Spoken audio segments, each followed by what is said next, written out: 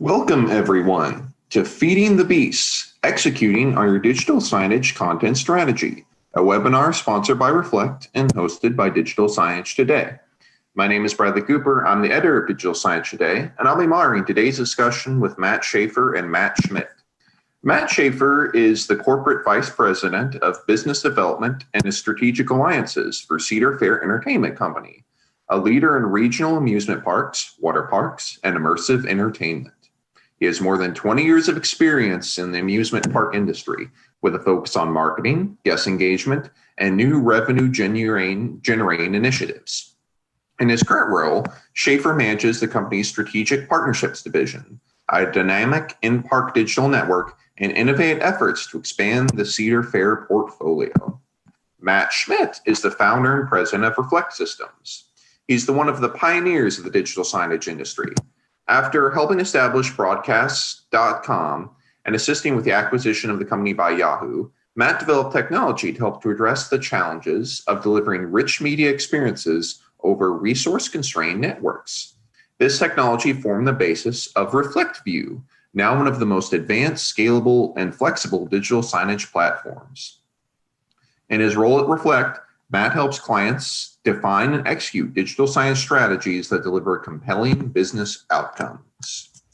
Today's topic will be looking at how to feed the digital signage content beast. It is easy when deploying digital signage networks to get distracted by things, such as screen resolution, software specifications. While it's understandable to want to have the infrastructure in place before you start thinking about content, you should actually be doing the opposite. In today's webinar, our panelists will be discussing how to build a content strategy and the technologies and resources that you can use to make it easier to feed that content beast. I want to ask our audience to please feel free to submit questions at any time during the webinar and stick around for a live Q&A immediately following the presentation. So let's start with a quick question for our audience to help our panelists know where we're coming from. Do you or client you support have a digital signage initiative planned in the next 18 months? And once we get that in, I will pass off the mic to Matt Schmidt.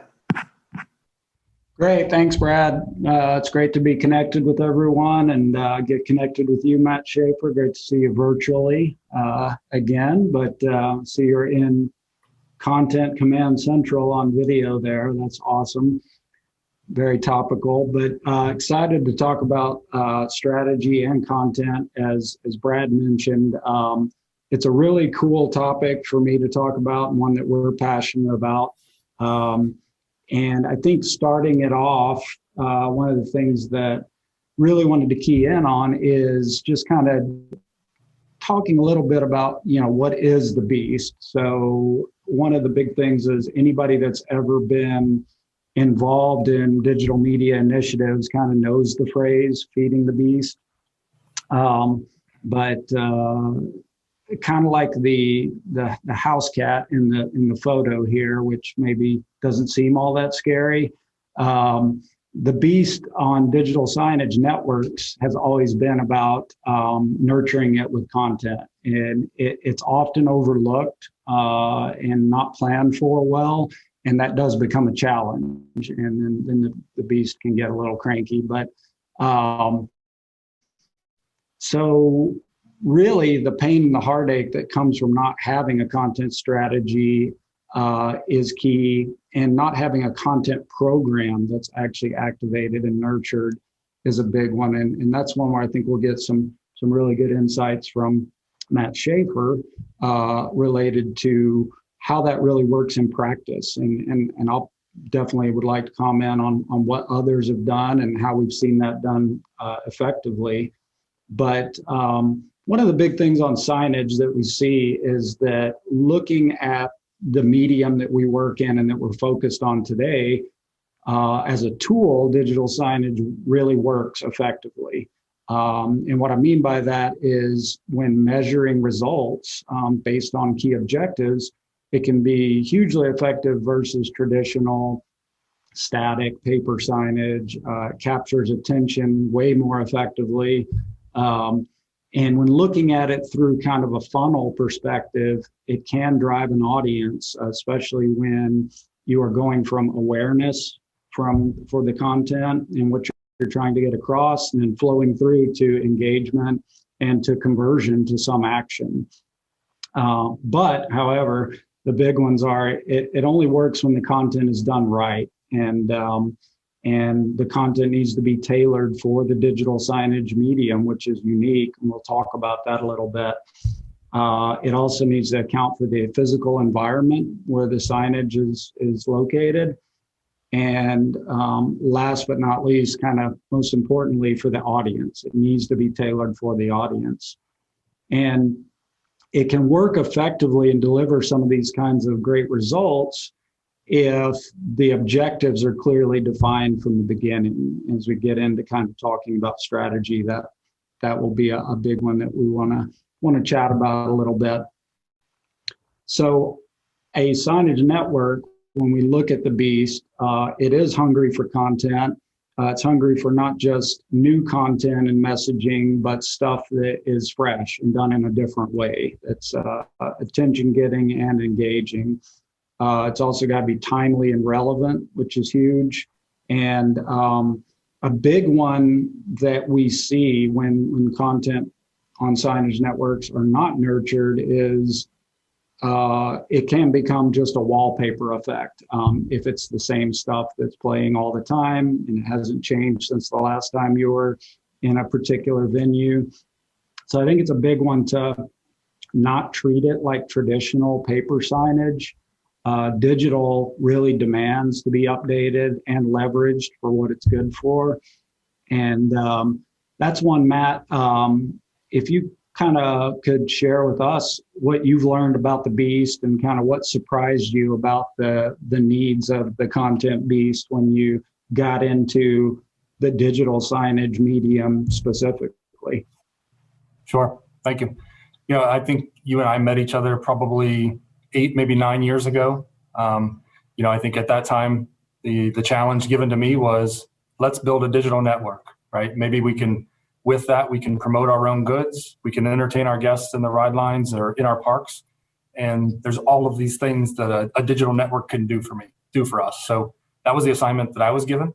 And, you know, so I scrambled around trying to figure out, how do I take on a project like that? And luckily I fell into you guys. But, you know, I think the number one thing was for us to try to figure out, you know, what do we do with this thing? Our company owns, at the time, we owned 11 amusement parks scattered across the country, a house of brands, right? So you may know of Cedar Point, you may know of Kings Island, you may know of Knott's Berry Farm, but you don't really know of Cedar Fair per se. And we do that by design, you know, that's on purpose. So as I started sitting down trying to say, okay, it's time to start creating content for these parks. Well, what runs at Cedar Point must look very different than what runs at Knott's Berry Farm in Orange County, or what plays in Toronto, in our park in Toronto, is very different than what's going to work in Allentown, Pennsylvania. Then you start thinking about our guest experience. You know, you're in one of our ride lines and you're there for, you know, an hour, and there's a screen in front of you and you can't move. You don't have a remote. You can't change it. So the content better be good or it's going to be really annoying. And then you're going to get on that ride and you're going to go to the next one and you're going to encounter screens there too. And hopefully in the 7 or 8 hours that you spend with us in a day, you're going to encounter my screens quite a few times, right? So that means, you know, I just kept writing and writing and writing all of the content that's going to be needed, you know, for each ride line. Within those ride lines, the audience is varies widely, right? You've got moms with strollers and kids, you've got teens, you've got adults. And so I need to create content that appeals to all of those people too. I need to create different content for a Saturday in October during the day. Little kids are here to go trick-or-treating. And then at about 6 or 7 o'clock at night, it turns into scary Halloween blood and guts kind of stuff, right? So totally different audience just switched on me in the same day. And so our list of content needs got crazy long. And, you know, this whole notion of feeding the beast almost stopped me in my tracks, you know, on day one. It was easy to buy the screens. It was easy to figure out the software. It was, how are we going to make sure that we can populate all of these screens? I can literally look out my window right here and I can see the world's longest wooden roller coaster at the park I'm sitting in Cincinnati, Ohio, at Kings Island, and its name's the Beast, right? So this whole concept of feeding the beast isn't lost on me by any means, but it was definitely a challenge. Yeah, so feeding the beast to you is different than the house cat. You've got an actual beast right outside the window there, huh? That's cool. Yeah, the big one that we see that jumped out at me on looking at that, and we'll talk about strategy here in a minute, was how locally relevant it needed to be, in that it was uniquely different and not cookie cutter across all your locations. One of the things that we see a lot of when thinking about content programs and strategy is trying to cut through some of the misconceptions about digital signage content and versus the reality. So one of them that I see a lot of is that I can just bring content I already have to the table and that'll work fine. A lot of times looks like broadcast TV commercials, long form talking head content, stuff that may be reliant on audio. Those are big things that I see as far as pretty common is I'll just bring other content to the table and that'll feed the beast. Whereas in reality, it's true those things are an asset, but we need to make sure we're leveraging them in the right way and publishing content that's well suited for the medium for signage. And was there anything, Matt, that surprised you on kind of that misconception on using existing content from other sources that you already had or that other people on the teams in your organization had, or that some of your partner brands or advertisers wanted to use that it maybe weren't effective for your particular network? Yeah, a total misconception, because right out of the chute, I just outlined this, enormous need for content that we have. And so we started looking around at content that we already had at our fingertips, right? And we make lots of commercials. We make, we had a good amount of stuff on hand, and I started sticking it in my playlist, right? And then I sat in this room that I'm in right now and I watched it and tried to pretend that I was out in an amusement park ride line, waiting to ride my favorite ride and being subjected to this content. And, I start seeing commercials telling you that you should buy a season pass. Well, I'm already a season pass holder. Or, telling me that I should visit the park tomorrow. I'm like, I'm already here today. So it didn't feel super relevant, and it really stopped us and made us start really looking at what is relevant. What would I like to see? What would help me today? Is this beneficial? Is this helping me plan my day? And once I started putting filters on it, it eliminated a lot of the content that we had at our fingertips and caused us to say, we're going to need almost all new stuff. And then your point about, partners or advertisers, again, very quick to give me the stuff that they're running out in the rest of the world too. And sometimes that's okay. Seeing the same exact, commercial you might see while you're watching TV at home and hearing one of my lines might be okay. But if I could figure out a way to make it more relevant to why am I watching this when I'm here today with my family doing something fun, that would be a much. So again, I started to apply a filter to it, and next thing you know, it almost rendered that content useless too. And so it was whittling away many of the pieces that we thought we had in our hands. Yeah. Yeah, and one of the things, another misconception that I see when we talk strategy, so we work with brands that have a lot of different venue types, from, as you know, retail to entertainment to hospitality or healthcare. And so there's a big misconception that kind of one size fits all on content and that people will watch for long periods of time.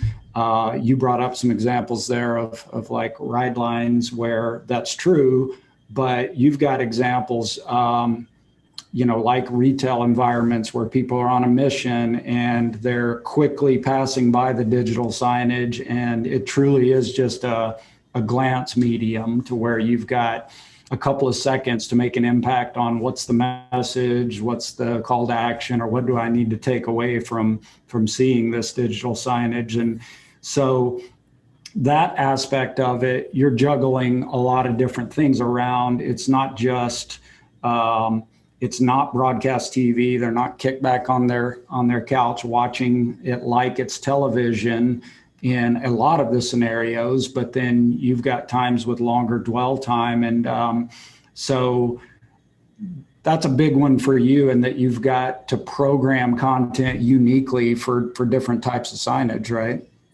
Yeah, it's I think it was probably in year one or year two, I heard the term glance media, and I almost ignored it because our network is called Fun TV, right? And so we really honed in on this really long dwell time and the amount of content you might consume in a day from us, and really trying hard not to repeat things and not have it be repetitive, right? You're going to be here 5 times this year, or you might be here for the whole weekend, right? And I don't want to completely bombard you with the exact same thing over and over again. So I need depth.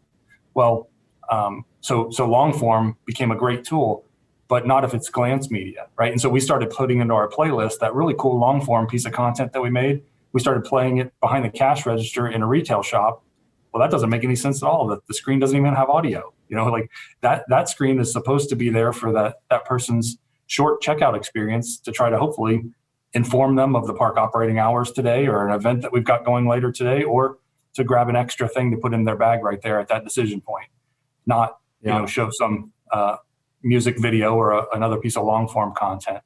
And then sometimes, our dwell times, and I would imagine this is the case for lots of the folks that you deal with, our dwell times aren't the same every day, right? A Tuesday is very different than a Saturday, or even in the morning on a Saturday. Even in those really long dwell locations, the dwell time within a location might change a lot during a day even. So this notion of glance media, even mixed in with long form content, to keep grabbing your eye, to keep grabbing you to my screen.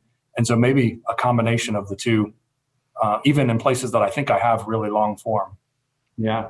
Yeah. And, social gathering places and dining are examples of that. And so depending on where the signage is and kind of what mission the audience is on, is hugely relevant to programming the content effectively. And so kind of looking at whether they're in transit or whether or not you're trying to reduce perceived wait times, all gets into the strategy, which I'd like to get into. But one other misconception before we dive into content and how you create it is the perception that it's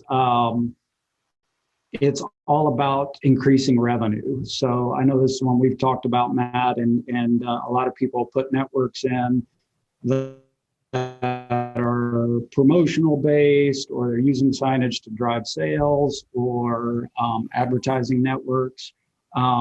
But how much does customer experience play into it if that's one of your success criteria? And, is there a difference between, ROI and kind of looking at it purely through the financial lens versus folks who are needing to or wanting to measure it based on other objectives? Yeah, ours is a hybrid model, right, where we are trying to monetize the network so that I can keep the network running and expand the network and create better content and do more things with it. So we definitely have to generate revenue, but hopefully not at the expense of the guest experience, right? I think when we sat down with you and went through the strategy session that we'll talk about in a few minutes, coming away from there with our objectives and being able to measure against each one of those objectives was really, really beneficial for us. And I still have to do it today, right? I'm in, I think, year 9 of the program, and I still have to defend, against, it didn't make enough money yesterday, or it needs to make more than that tomorrow. And kind of circling back to, some of the other objectives of improving the guest experience, and some of the other ones that are actually harder to measure. Right. Yep. That's cool. So I'd like to get into talking about strategy. Quick poll question there on describing your digital signage content strategy. We're going to talk about this one briefly before getting into different content types and some of the emerging trends that I see on content and how you create it.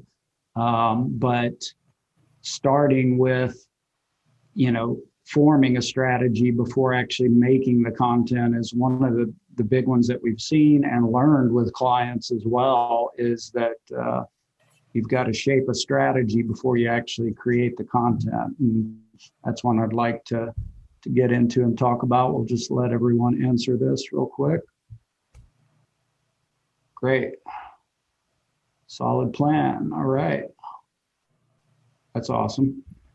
So thinking about strategy and then filling in some of those gaps, since that's where most of the people have a good understanding of what they're trying to achieve. When we look at new signage networks that are getting deployed, or clients that are figuring out what's going to work for their particular environments, looking at it as a strategy first approach, kind of three key points that I would say we touch on there is one, the first one is kind of starting with objectives.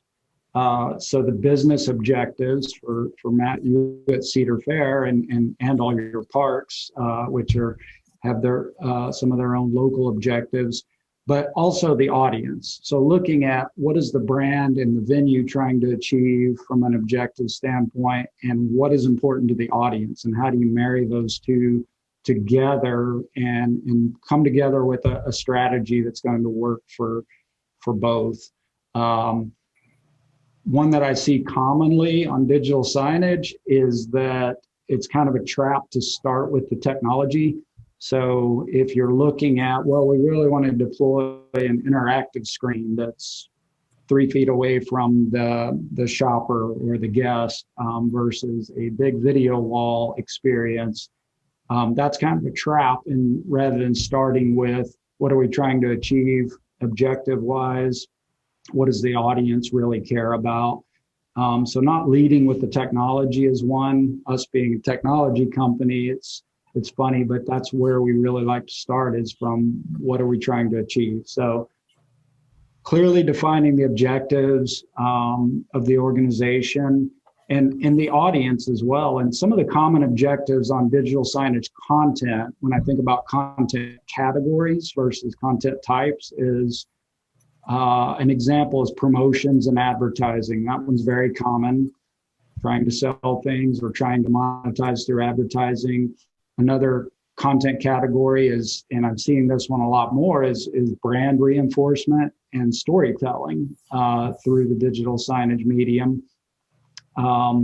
Education and information is a third, and then entertainment, one that's often overlooked, not by you, Matt, in your particular network, but in other places I see entertainment is sometimes a fit for certain types of venues that needs to be part of the content program. So when you're looking at this, Matt, through your kind of lens, how did your team approach thinking about the content program, and what's the right mix of those different content categories that are really needed, and how much is too much of one of those types?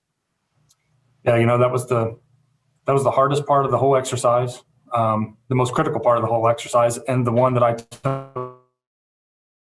remember, it was, I think, just a couple of months into the program, when I said, all right, I've got a hard deadline I've got to meet. Like I was told, build this network and have it done by a certain date, right? Our parks open up, and if I miss that opening date, it's really hard. I mean, you pretty much have to wait till the following year. So I was in a real big hurry, and so I can run around and buy my hardware, run around and grab all my, the players and all the technology, like you said. And it was you and your team that grabbed me and said, you need to sit down and go through a content workshop. And I said, I'm kind of a know-it-all. I think I'm all over the place. I think I know what I'm doing here. I've been here for a very long time. I know my guests. I know what I need to make. I don't really need a content workshop strategy. Thank you, but no thank you. But I did it anyway to appease you. And it was the best thing I ever did, right? So by doing that, I was able to grab a handful of other internal stakeholders who are in different areas, different focus, different objectives.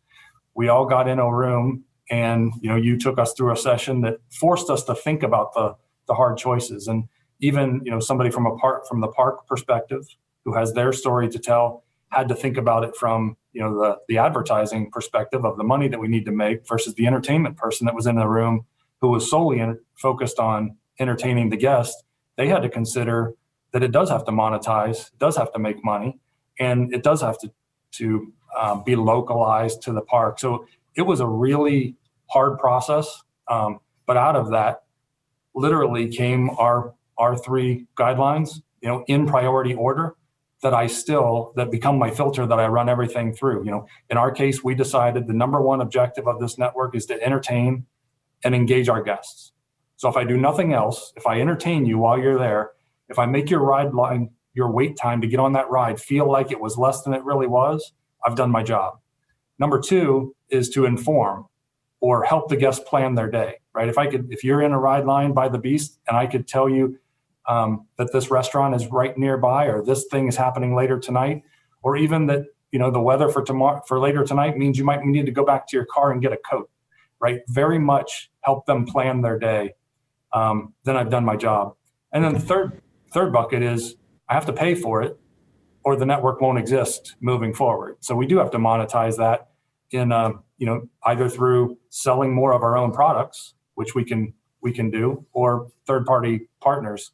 But that keying in on number 1 on entertaining and engaging our guests first and foremost, that became our mission, and literally is the filter we put everything else through. And had I not done the content strategy workshop, I would have fallen into the trap of chasing the technology, chasing the hardware, and then probably putting the wrong stuff on it. Yeah, that kind of leads me to the second part of the signage in particular. What's unique about the medium is a couple things. It's not like TV. It's not a broadcast message out to all endpoints, or really shouldn't be, to all of the different locations of signage. And it's not quite like online, but it has characteristics of both broadcast and online media, in that it's uniquely addressable. So you can do geo and time targeting that you mentioned. So different time of day, different message, different day of the week. But that idea of not treating it like a traditional sign or a traditional screen and having it achieve multi-objectives is one of the really unique things when shaping the content program, is being able to get that balance. So what's the right percentage of promotions versus entertainment, and kind of creating a pie chart of the right makeup of the content program for a ride line versus a dining venue. But I think when we look at creating the content, which we want to get into, it can be a challenge because you got to think about the medium differently, right? It's got to be a particular digital sign might not be well suited to audio and talking head content versus quick hit messaging or motion graphics. But one of the big ones on the strategy first approach, Matt, that I think is interesting is we see a lot of, and still see a lot of this, is treating a signage deployment as a project rather than a program. And so really stressing that, because the hardware is deployed and activated, we're not finished yet. That the plan to not just feed the beast, but make it better and measure results is really shaping up so that when you're deployed, you're able to start, that's not the finish. And so taking that idea of, rather than forming a team to have a signage project that's getting activated, is forming a team that's actually going to own and manage a program over the long term, right? Yeah, I think guilty again, right? For me, it was a project. I was assigned this project and deploy this digital network and have it up by a certain date and under a certain budget. And that was my focus. And I didn't realize, and here I am now 8-9 years later, still working on the project. There's no real end in sight, which is good. That means the project is going and it's growing and it's getting bigger, but it's not over. It is funny. I went back and looked at a couple of old folders in advance of this, and like everything was a project update. All of my decks were called project updates. And, so again, I'm guilty of saying this is a project, which means it has a definitive end date to it. And hopefully this one never does. This is a platform now we've created. So going from strategy to the actual content, we've got the program strategy defined. We've got a structure, so percentage of the content by different categories that you're focused on. And then it needs a cadence. So having content updates. When you go from the content program and then want to dive into discreetly creating content, this idea of a content supply chain comes up, and for lack of a better term, it's a good one, because to have a program, you've got to know where the content's going to come from and how often and at what cadence. So that's where it really gets into kind of rubber meets the road on that. And so when you think about building a content creation machine that's going to feed the beast, Matt, a few things jump out at me. One is people, having good people that are creative, but also kind of understand the uniqueness of the signage medium. Another is kind of, what are the tools that I can use to create content, either traditional production tools or digital signage specific messaging tools.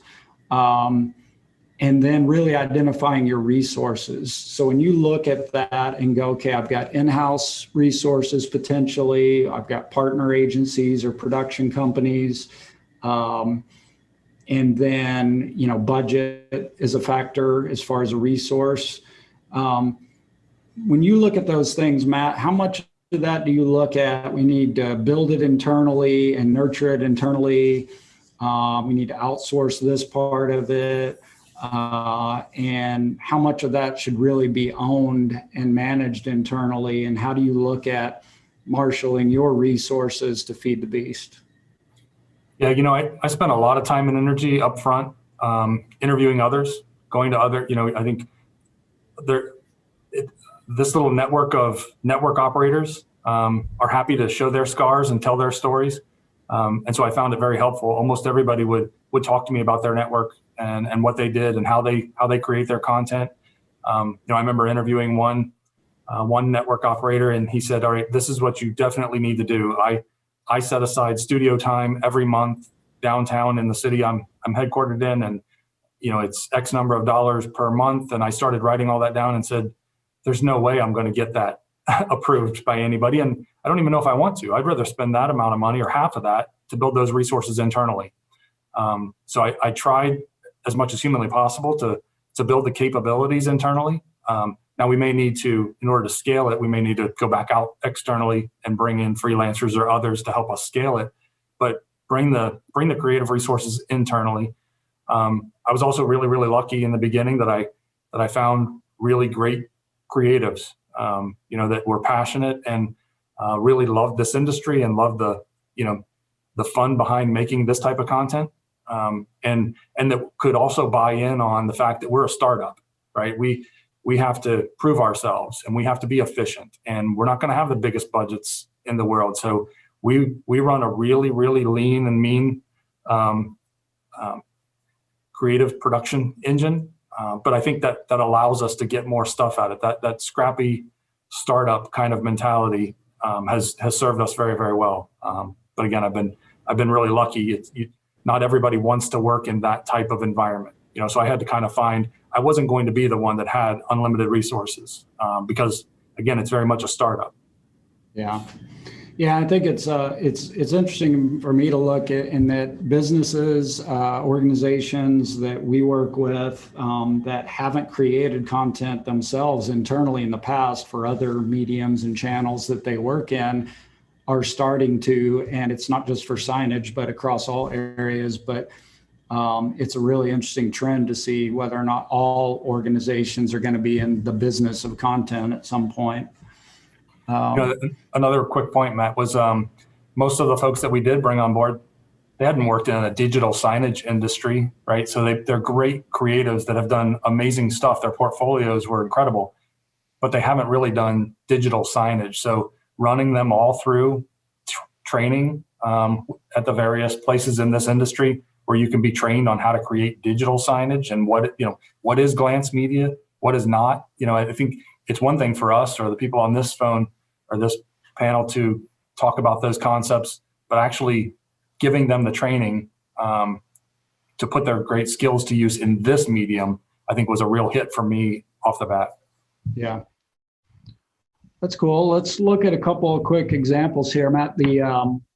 So when we get down to the individual content segments or the clips or whatever you want to call them that float into those content categories and shape the overall content program, this is one that's really, really cool for me to look at and how it's different from, I've worked in broadcast and online media and in the signage. You see these content types come together, whether it's video and images that are created or a lot of motion graphics content that's got strong call to action and that quick glance messaging.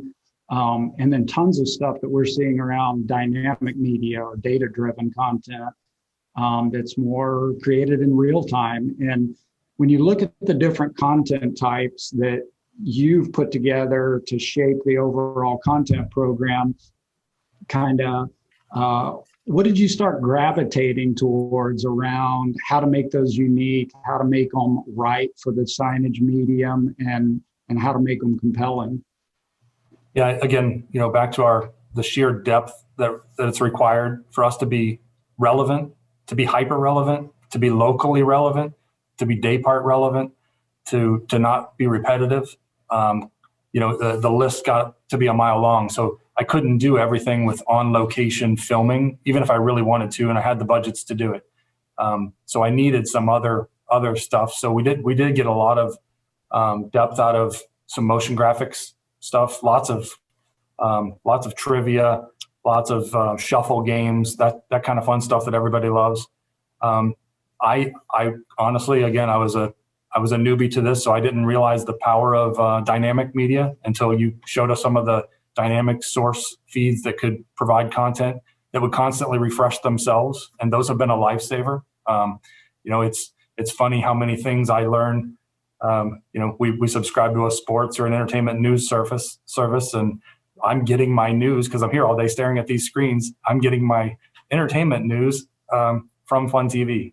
So we're getting a lot of stuff. We do on-site filming, right? And we have some other sourced media, and then we've done a fair bit of business in a green screen. So again, instead of renting a studio in downtown with high production dollars, we built our own. We found a spot in our production studio where we could make our own down and dirty green screen, and the mileage that I've gotten out of that thing, it's paid for itself thousands of times over, and also allows us to be nimble and react to things pretty quickly. So where clearly the on-location shoots don't, and some of that motion graphics stuff doesn't fill enough time.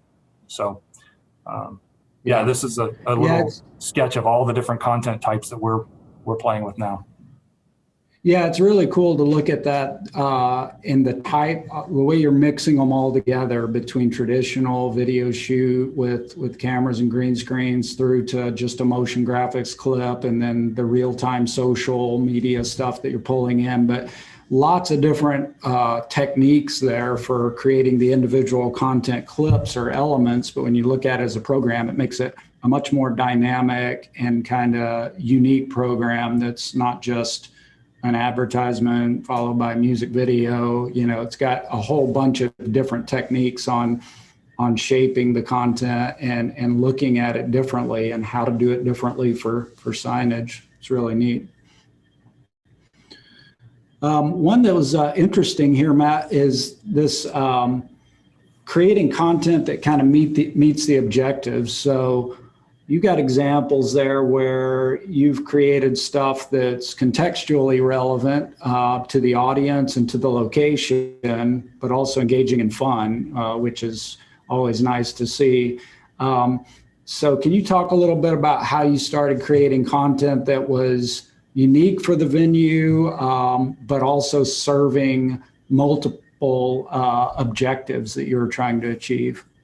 Yeah, I think we are fortunate, right, that I can take a camera outside these doors and walk out into an amusement park, and there's all kinds of content out there.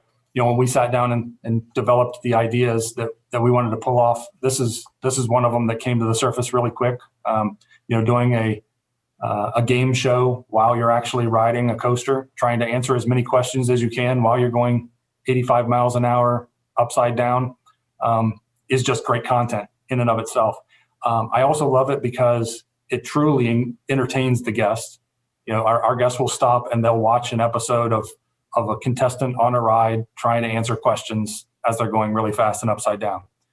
And then when the episode is over, they're talking amongst themselves. They're either making fun of the contestant or the host, or her hair, or the things that they couldn't remember because they were going so fast. And all the while they're moving forward in the line, not realizing that time's passing, right? So they're having fun and doing it.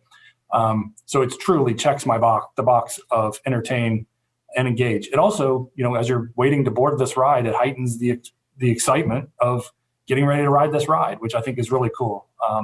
We try our hardest to also make them hyper local, right? So if you're in Canada's Wonderland and you're watching this episode, you're seeing Canada's Wonderland coasters. You're seeing the contestant pays the guest out at the end with cash, but it's in Canadian currency, and so you would never be able to tell that a guy in Cincinnati, Ohio, made this content.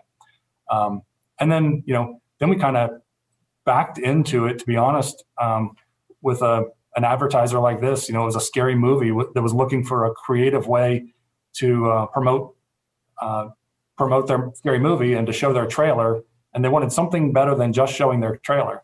And in that particular example, we were able to show the contestant was being asked for name as many horror movie villains as you can, ready, go. And in the end, she's awarded tickets to the movie when it comes out, and then the host kicks it off to a sneak preview of the movie. And so the studio and the agency for that horror film loved it.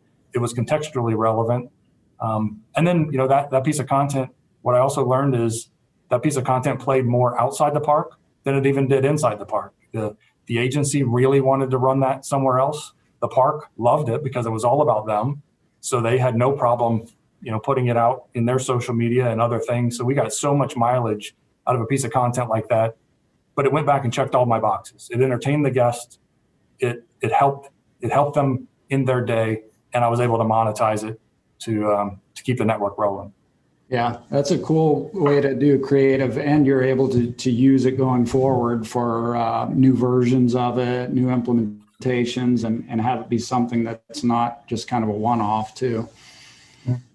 Yeah, this next example, so kind of thinking outside the box, and one of the things we have seen is a slant to get more to storytelling and unique twists on content, and not being overly promotional with everything that's being done. So this particular example where you're creating content that was exclusive to the network and for the location, can you talk about that a little bit? Sure. Yeah. So,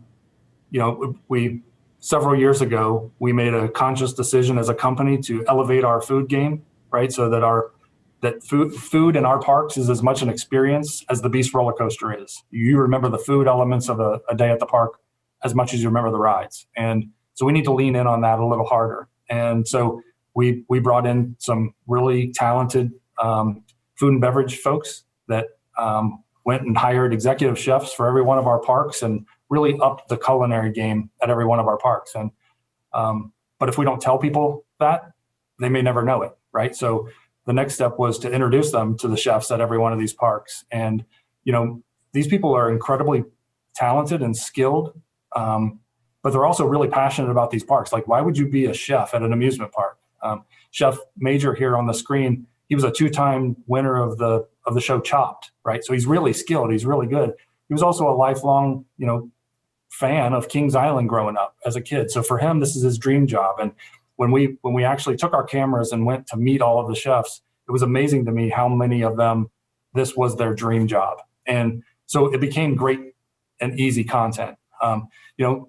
Those sessions where we went and filmed these guys have produced so much content that we run it. We use that content on our websites before you visit to try to, get you to prepare in advance, buy a dining plan, but also know that the pulled pork is smoked for 14 hours and all of that stuff, right? The parks use it in their social media prior to your visit. And then when you're here, you're seeing it on my screens. We've taken shots of those things and we use it to populate our menu boards. You'll see Chef Major cutting up that or pulling apart that pulled pork on digital screens outside of the food location, right? So I'm creating awareness before you even visit. As you're walking through the park, you're seeing it dragging you into restaurants. And then when you get to the restaurants, the menu boards are 1,000 times better than they've ever been, all from this one shoot. So it kind of goes back to your earlier comment about if I didn't do that internally, if I didn't set that capability up inside, I would never have been able to get that much content out of it. And it really, really paid for itself. But at the end of the day, it educated our guests that we really take the food service and the food experience very, very seriously. And their personalities show through for sure.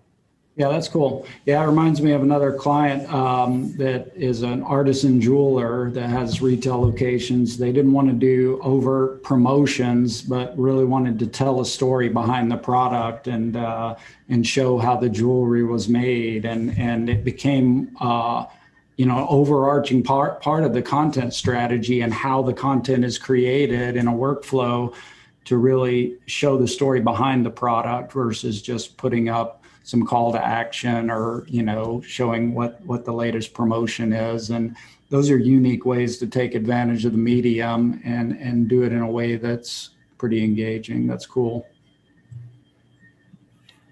Got a poll question there, Brad, on measuring content effectiveness. So getting into measurement and optimization. So on this one, it's a big one that after we figured out how to create the content that's based on a strategy is how are we going to know it's working? So a couple of quick things on that before we wrap up.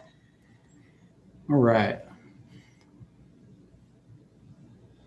So most people say they look at point of sale, traffic, or hard data that might be influenced or impacted by the content. So when we look at measuring content effectiveness, there are a couple things there. So one that was just mentioned by most of the folks on the survey question is quantitative results. So looking at impact on sales. When you look at stuff, Matt, I look at things on either it's a people method or a technology method. So when you look at quantitative versus qualitative and figuring out what's working, if you've defined the objectives and the success criteria and are balancing those out on is it moving sales? Does the audience like it? And that's one that I'm really interested in from an engagement and conversion perspective. Matt, how do you put things into place with digital signage being unique, but how do you put in place ways to determine if the content is moving the needle for the audience and it's not just driving sales or some of those kind of quantitative things, but that it's actually something that they like and would like to see more of, or how to shape it differently? I honestly, I think it's getting easier than it is harder, right? 8-9 years ago when we started this, it was really hard to answer that question of how does it work. I think there's more ways now to answer that. There certainly are in our case than when I started. We started off by surveying people even before we built the network, saying, if I put these screens in front of you, what would you like to see here? What are things that would help you plan your day or would entertain you? And I was surprised by some of the responses. Some of the things that they asked for, I would never have even imagined that would be useful information. So it made it as part of our playlist. But now we're able to, I think when we started, we didn't have really good point of sale data that we could use. Now we do, and we've got a bench line, and now we can literally look and see if we're selling more funnel cakes or more turkey legs because of a campaign that we're running. A lot of A/B testing and a lot of really smart people that can come to the table to help us measure that stuff. We've gotten into video analytics to start measuring, the number of people in the zone versus in the number of people who are making eye contact, and whether they liked it or they did, whether they're smiling or not smiling. And that stuff is incredibly powerful. And I think one of the things that I'm really, really happy, I think was a real big key was bringing all the content creators into those things, letting them see that information, letting them see the video analytics software reports and how it works, and to see if people are even looking at their content, so that they really embrace this notion of, does it work? I think when most anybody comes into our network or into the lab I'm in right now, I think they're always like, wow, this is really cool stuff, but does it work? So I have to be able to show ways that it increased sales of our own items or of partners' items.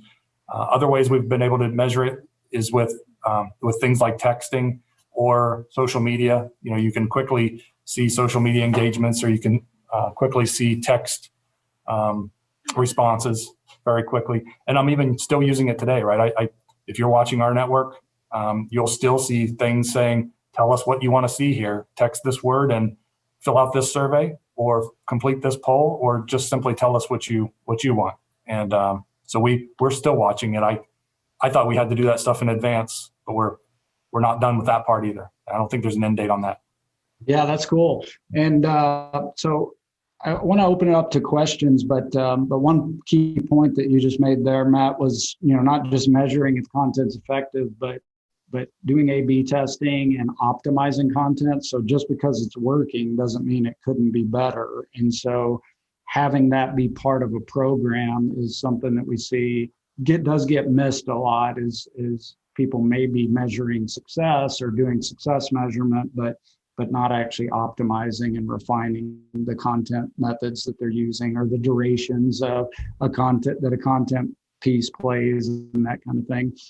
So Brad wanted to open that up for any questions to wrap up. Sure, yes, we definitely have a lot of really good questions. And so our first one we have is, what technical skill sets, if any, should content creators have? What should be emphasized, the graphic impact of the content or the message itself? Yeah, that's cool. Matt, I'll let Matt speak to that, but I did want to highlight that having creatives that have the capability to do motion graphics is huge. Coming at things from a traditional storytelling perspective and video production and camera shoot stuff is great, but having people that can tell a story with motion graphics and looking at the best practices for signage, there are some discipline things that will help a creative. So knowing how large the text should be on the screen and how long it should be up there, and how much motion to use to get attention. There are some great things, and we even have some white papers on that really explain the best practices on content creation. But other methods, Matt, you have anything else as far as technical abilities that creators need to have?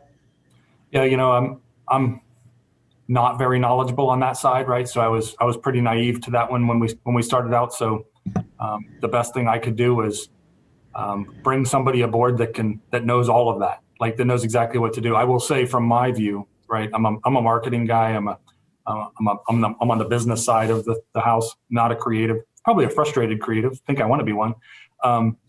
But I see a combination, right? We've got some folks that are really, really good at motion graphics, some great editors, great post-production people, but even some really old school, traditional, down and dirty, get your pencil and paper out and sketch artist stuff has been very, very impactful for us. The biggest thing that I needed was nimble, quick, and efficient. And because I think if I would have bought the most expensive of any one of those categories, I probably wouldn't still be going. Yeah. Cool. All right, thank you. So our next question is, I don't have a large content team. Is it possible to be effective without creating a ton of original content? Great question. That's a cool question. I've seen some examples from your content program there, Matt, and I do think that is one that I'll echo is getting easier over time. That was harder when you don't have a big content team and you've got a cadence where you need to be refreshing content because you've got a high frequency of repeat visits and you want freshness and you've got campaigns that need to be changed rapidly. I do think that's getting easier with the tools. So you don't have to go create a piece of media for every content item and every message. There are tools now to create messages with digital signage products and make it easier for non-creatives to workflow content and messaging more quickly with HTML type tools and that kind of content. And I think that one thing Matt mentioned, which is really interesting, is using dynamic data-driven content for some of your needs. So whether that's pulling in stuff from social that either your brand or your users are publishing out on the web, and curating and moderating that can help you to make content for your supply chain rather than feeling like you got to go produce a piece of media for every message that needs to be created. Yeah, I think that the dynamic is great.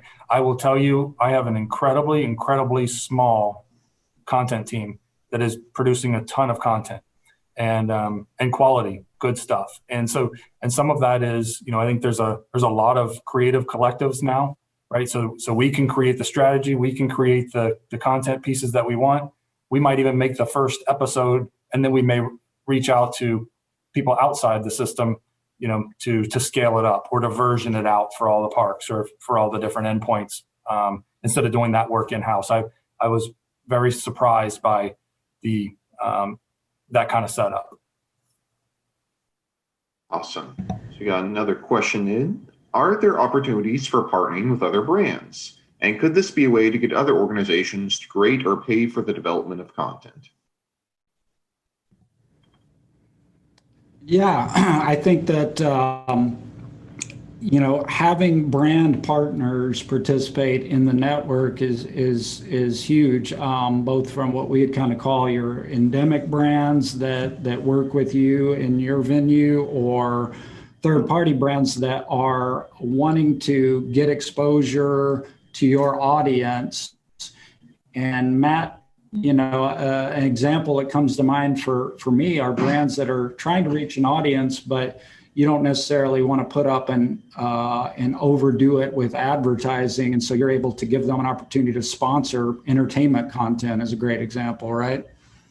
Yeah, the branded content opportunities work well for the brand, but it also it essentially is custom content for us. So that example of the Cash Coaster example is right on. Really cool content that's engaging, and it's not off-putting that there's a brand in it. In fact, that piece of content is enhanced by the brand's involvement, and that's what the brands are looking for, and that's what our guests are looking for. So I think you can absolutely do both, and you should. So we're just about at the top of the hour. So I definitely wanted to thank you all for joining us today. And if anyone else has any other questions, they will be free to get in touch with our panelists later. And if you'd like to rewatch the webinar, it will be available live. It will be available free on Digital Signage Today. So once again, I want to thank both Matt Schaefer and Matt Schmidt for this amazing webinar today. Thanks, Brad. Good to see you, Matt. Thank you, everyone. Have a good afternoon.